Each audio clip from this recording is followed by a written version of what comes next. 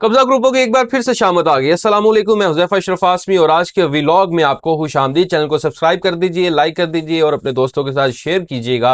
नाज़रीन किराम, इस मौजू के ऊपर पिछले कई दिनों से बहस भी चल रही थी। आज मैं आपके सामने ये चीज़ रख रहा हूँ कि पंजाब का नया प्रॉपर्टी ऑर्डिनेंस 2026 के हवाले से अब ये कहा जा रहा है कि अब इंसाफ मिलेगा या फिर मिलेंगे फिर से एक बार चैलेंजेस। पंजाब हुकूमत ने 14 फरवरी 2026 को Punjab ownership property ordinance 2026 amendment का गजट नोटिफिकेशन जारी किया, जिसका मकसद गैर कानूनी कब्जे और कब्जा ग्रोहों के बढ़ते रुझान को रोकना है। इस कानून के तहत गैर कानूनी कब्जा अब सिर्फ सिविल मामला नहीं रहा, अब बल्कि काबिल सजा जुर्म है, जिसमें 5 से 10 साल तक कैद और 1 करोड़ रुपए तक का जुर्माना हो सकता है। कब्जा करने वालों की मदद करने वालों को भी सजा दी जाएगी। नाज़रीन इकराम, ऑर्डिनेंस के मुताबिक हर जिला में खुसूसी प्रॉपर्टी ट्रिब्यूनल कायम होगा, जहां शहरी सीधी शिकायत दर्ज करवा सकेंगे, दायर कर सकेंगे।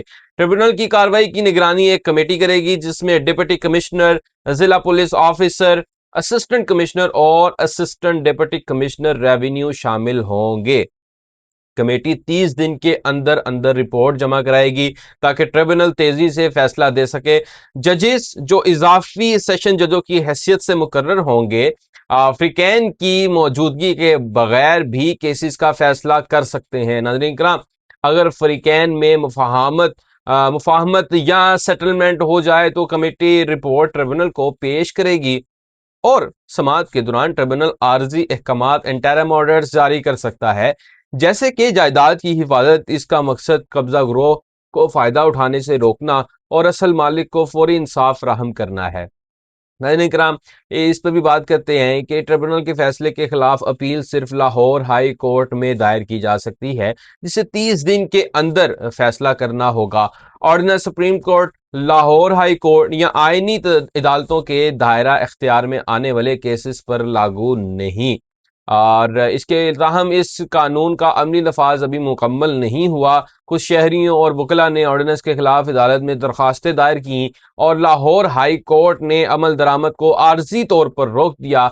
अदालत ने कहा कि ऑर्डिनेंस में गैर अदालत अफसरान को बहुत ज्यादा इख्तियारात दिए गए हैं, जिससे अदालती इख्तियार मुतासर होता है और शहरियों के बुनियादी हकूक महदूद हो सकते हैं। अदालत ने यह भी सवाल उठाया कि झूठे दावों या जाली कागजात के इस्तेमाल के खिलाफ हिफाजती इकदाम मौजूद हैं या नहीं।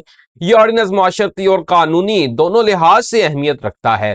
कब्जा ग्रोहों के खिलाफ ये सख्त कदम तेज इंसाफ को यकीनी बनाता है, लेकिन अदालत की मौतली ने यह वाजे किया कि इंसाफ और ताकतवरों के इस्तेमाल में तवाज़न जरूरी है। अदालत अब मामला फुल बेंच के सामने मजीद समाअत के लिए ले जाएगी ताकि खत्मी फैसला किया जा सके।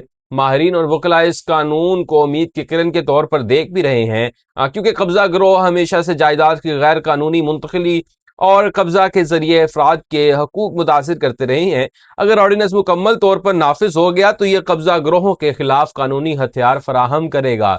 आखिर में ये देखिए कि कहा जा सकता है कि पाकिस्तान का ये कि पंजाब का ये नया ऑर्डिनेंस एक मस्बत इकदाम है जो असल मालिकान को तहफ़्फ़ुज़ देता है, मगर अमली नफाज और आइनी जायजा अदालत के हाथ में है। आइंदा फैसला ही बताएगा कि ये कानून किस हद तक अवामी मुफाद और अदालती असूलों के दरमियान तवाज़न कायम कर सकता है।